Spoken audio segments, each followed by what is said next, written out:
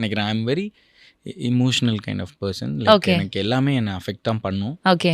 நான் பெருசாக என்னோட சர்க்கிளை பெருசு பண்ணிக்க மாட்டேன். என் சர்க்கிள் ரொம்ப சின்னது. அதுக்குள்ளே இருக்கிறவங்க மட்டும்தான் என்னை அஃபெக்ட் பண்ணுவாங்க. ஆனால் சூப்பராக அஃபெக்ட் பண்ணிவிடுவாங்க.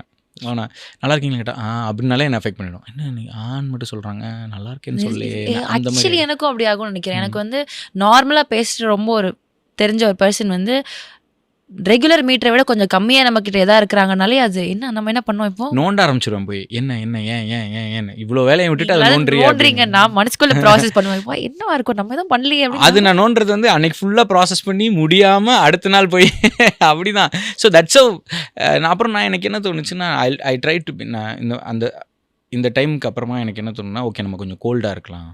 நம்ம வந்து இப்படி இருந்தால் தானே நம்ம வந்து we been betrayed by somebody or நிறைய யோசிக்கிறோம், நமக்கு டிசப்பாயின்மெண்ட்ஸ் கிடைக்குது. Will be cold enough. இனிமேல் பேசும்போதெல்லாம் நம்ம அளவாக பேசலாம். அப்படி ஒரு சம்பவமே நடக்காது. நடக்காது.